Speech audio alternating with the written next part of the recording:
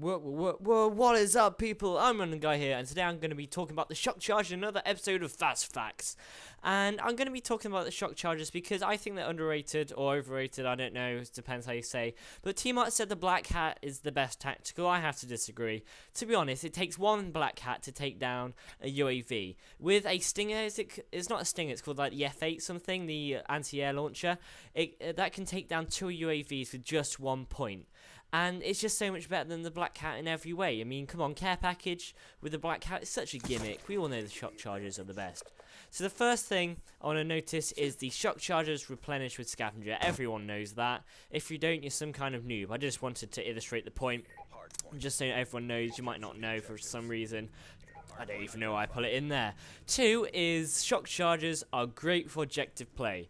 And let's say you got hard point, and let's say you're the only person playing objective, as per usual. But no jokes, my party's quite good at playing objective.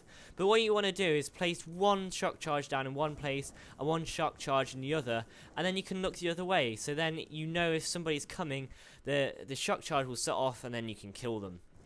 And another great use for the shock charge is actually used as a detector. It's sort of the same as the example I showed you in Hardpoint, but this one is a lot more useful for something like Search and Destroy, because you can just plant it on the bomb. Let's say you're defending, and then you plant the shock charge on the bomb, so when they go to plant the bomb, they're going to detect the shock charge, and you know exactly where they are, which is a really good way to detect people.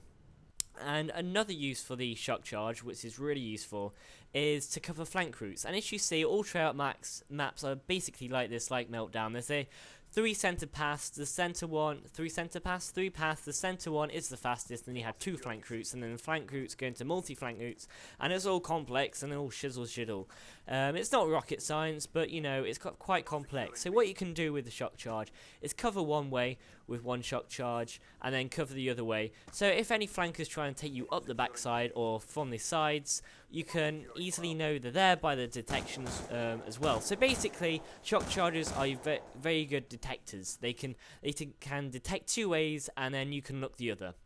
And shock charges can stick to anything, number 5. And yes, I know what you're thinking, anything, so I tried it out, and no, they don't stick to absolutely everything, I suppose. But I know that was on your mind anyway. So, shock charges, as I said, stick to anything. So, stick them to the ceiling, stick them to the wall. Players are not going to expect them to be there. So, when they go up the ladder, for instance, then they're going to get shocked. And here's another example, another ladder on Hijacked. But you can be creative, you know. Do one on the ceiling, do one on the wall. Don't do it on the floor. That's where noobs put their shock charges. And everyone can see it. And they're just going to shoot it and run around the corner and kill you. And I want to get this notion that shock charges are like a campus tool, because they're not. I mean, I see loads of people using it with bouncing betties and stuff, but this is the way to use them. As you can see here, I'm using Engineer, and this is the way to prevent. This is the golden rule to prevent shock charges. And as you can see, Engineer, it's alright, you can see any equipment, and you can kill the camper, you can see the shock charge. Another way is Tactical Mass, but this also takes up a point in your critic class.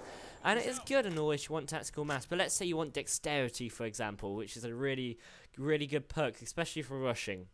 What you can do instead is listen out for the shock charges. They are so loud. And as you can see, I don't have tac mask, I don't have engineer, I couldn't see it. So as I go up here, and I'll just turn the sound up. Yeah, you can hear it? Yeah. Are you sure over my voice?